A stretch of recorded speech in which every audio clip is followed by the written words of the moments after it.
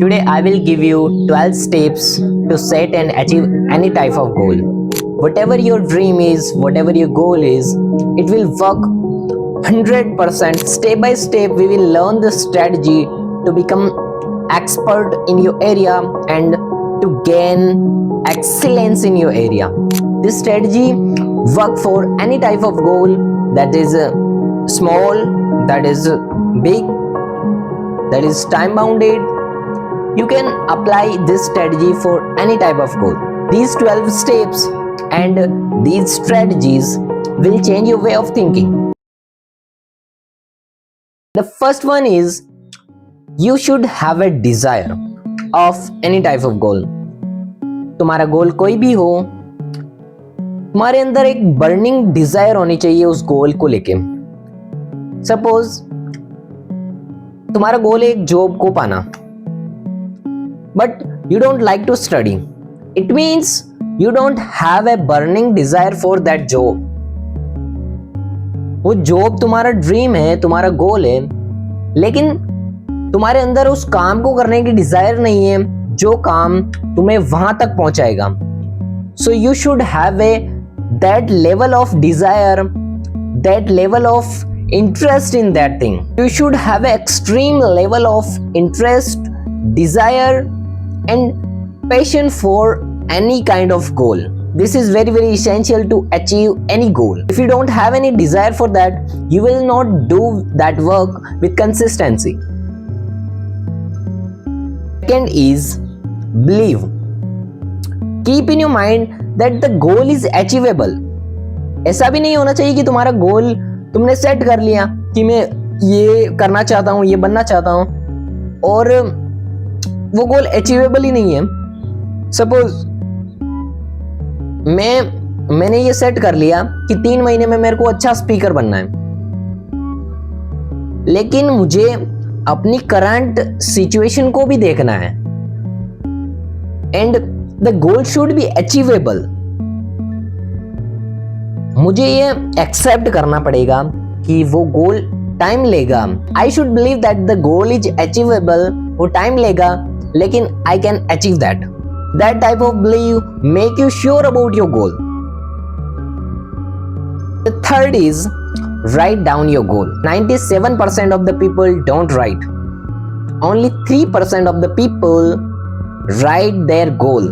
Write your goals and analyze them. कि उसको achieve करने में कितना टाइम लगेगा. When you write anything, you will find clarity in that. That I have a specific goal and I have to achieve that, and you will clear about that. You should write and review and analyze and improve in yourself. And the fourth one is determining your starting point. As I told you, तुम्हारी current situation को भी देखना है कि मैं कैसा हूं, मेरे अंदर अभी कौन सी क्वालिटीज हैं, इस मोमेंट में मैं कितना अचीव कर सकता हूं. अगर मान लो तुमने बुक रीड करना स्टार्ट कर दिया और फर्स्ट डे से ही तुमने ये सोच लिया कि मैं 1-2 दिन में पूरी किताब पढ़ लूंगा, then you should think about your starting point कि मैंने आज तक ऐसी बुक्स नहीं पढ़ी, तो मेरे को अंडरस्टैंडिंग में टाइम लगेगा.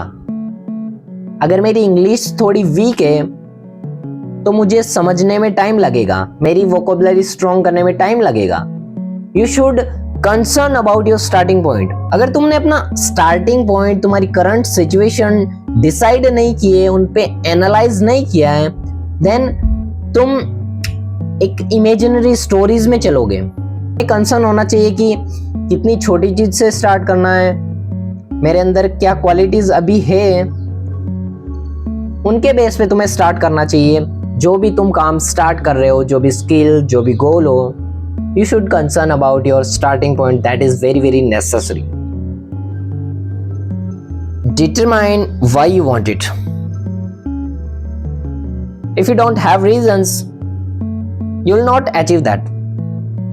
You will not have passion for that. You should have reasons for any work, any goal, any dream, any aim. If you write 40 to 50 reasons for any goal, you will clear why you want it, why you want to achieve that. You will be clear about that goal. If you have no reasons, you will not have patience and you will not do that consistently. तुम कोई भी चीज consistently कब करते हो? जब तुम्हारे पास reasons होते हैं कुछ काम को करने के लिए. जब तुम्हारे पास reasons नहीं होंगे, तुम कुछ दिन करोगे and छोड़ दोगे. So एक प्रैक्टिकल, बहुत ही प्रैक्टिकल चीज बताता हूँ. इसके लिए अपने reasons को लिखो कि मेरे को ये गोल, ये एम क्यों अचीव करना है, एंड रीजंस को लिख के स्टिक कर दो दीवार पे. जैसे मैंने स्टिक किए, मेरे पास यहाँ चिपकाए हुए हैं स्टिक नोट्स पे. मेरे को बुक्स पढ़ना है,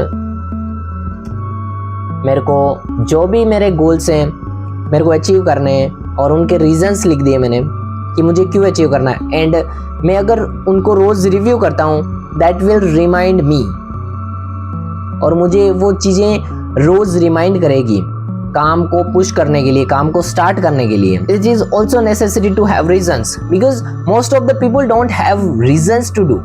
जस्ट ऐसे सोचते हैं कि हाँ मेरे को करना है, but they don't have specific reasons to do. The sixth number is set deadlines and make priorities. अगर तुमने डेडलाइन सेट नहीं की है, देन वो काम बहुत लंबा होता जाएगा एंड तुम्हें पता भी नहीं चलेगा कि उस काम को कब तक कंप्लीट करना है. एंड डेडलाइन सेट करके स्मॉल डेडलाइंस भी जरूरी है. अगर तुम्हें कोई काम 1 मंथ में कंप्लीट करना है तो उसके लिए स्मॉल डेडलाइंस बनाओ. 1 महीने में कंप्लीट करना है तो उसको ब्रेक डाउन करके मैं 5 दिन में ये चीज करूंगा, अगले 10 दिन में ये करूंगा, देन मैं 1 मंथ में ये चीज कंप्लीट कर पाऊंगा. सो priorities and deadlines are very very necessary. 7th is identify the obstacles in your way. Write down every obstacles and every challenges जो तुम्हें फेस करने पड़ेंगे तुम्हारे गोल को अचीव करने में. तुम्हारे फियर, तुम्हारे नेगेटिव पॉइंट्स, तुम्हारी वीकनेस, सब चीजें लिखो एंड एनालाइज करो कि उन चैलेंजेस और ऑब्स्टेकल्स के क्या क्या सॉल्यूशन निकल सकते हैं. When you would concern about challenges and weakness, तो तुमने पहले ही प्रेडिक्ट कर लिया कि मेरे को ये चैलेंजेस एंड ऑब्स्टेकल्स आएगी एंड मैं उनका सॉल्यूशन इस तरह से निकालूंगा.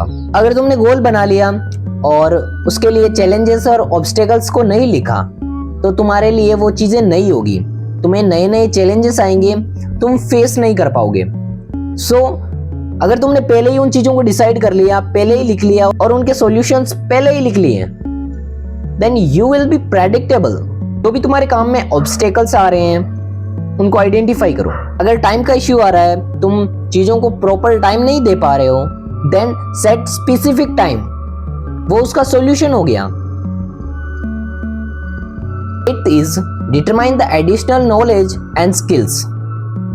जो भी तुम्हारा गोल है, तुम्हारा एम है, तुम्हारा ड्रीम है, उसको अचीव करने के लिए तुम्हें क्या क्या एडिशनल नॉलेज और स्किल्स की रिक्वायरमेंट है.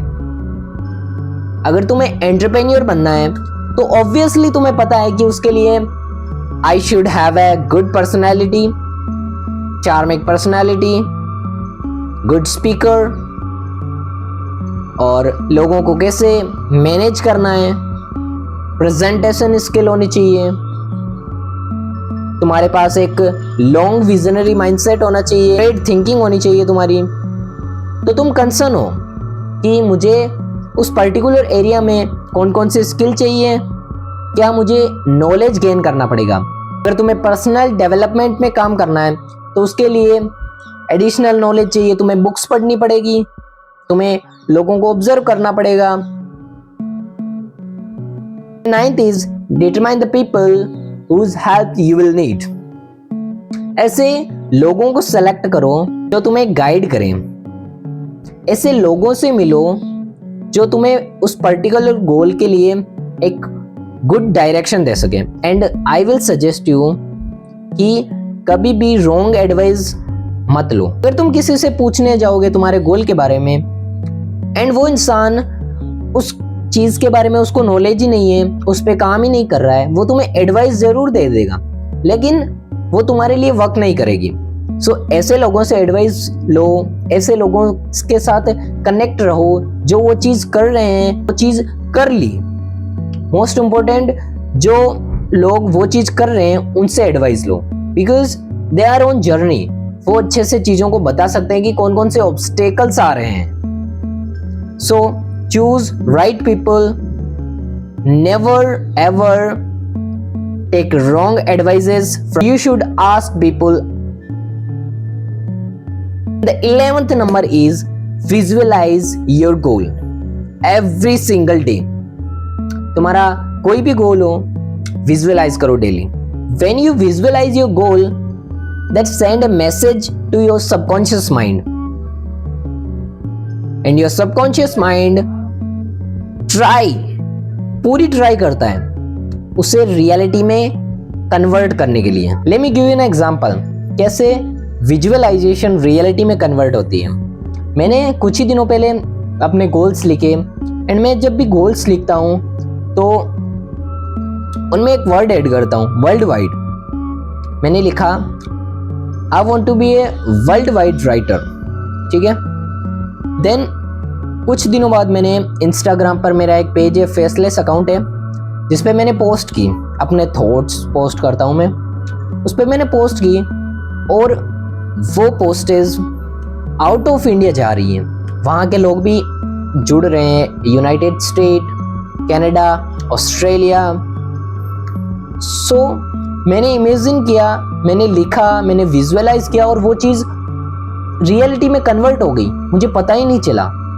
सो व्हेन यू विजुअलाइज एनीथिंग, वो चीज़ ज़रूर होगी। If you visualise anything and work upon that and you do your 100%, वो चीज़ होगी, ज़रूर होगी। जब मैंने कंटेंट क्रिएशन स्टार्ट नहीं किया, देन मैं विजुअलाइज करता था कि एक दिन मैं ऐसे वीडियोस बनाऊंगा। Then I am creating now. It's all about visualisation. Visualise, you imagine, you write down, you work, and you get. Last one is never ever give up. Find your peace in your dream. If you find peace, तुम उस चीज को कभी भी give up नहीं करोगे, छोड़ोगे नहीं। I read books. मुझे उन चीजों में पीस मिलती है। I feel fulfilled when I read books. So मेरे माइंड में कभी ये थॉट ही नहीं आता है कि मैं बुक्स पढ़ना छोड़ दूं, कभी नहीं आता। Because I find peace in that work. If you find your peace in your work, if you love your work, you will never give up. No matter तुम कितने भी failures, challenges face कर रहे हो, challenges, obstacles आएंगे। You should be courageous about your goals. Every successful people in your area is a sign that वो चीज possible है। जिन लोगों ने वो काम कर दिए जो तुम ड्रीम कर रहे हो, that is a sign that you are also capable to do that. तुम भी वो चीज कर सकते हो। Never underestimate yourself. Build knowledge, acquire skills, and never give up. If you didn't achieve good grades in your school, don't underestimate yourself. Upgrade yourself, build knowledge, and be the type of person you want to become. Thanks for watching.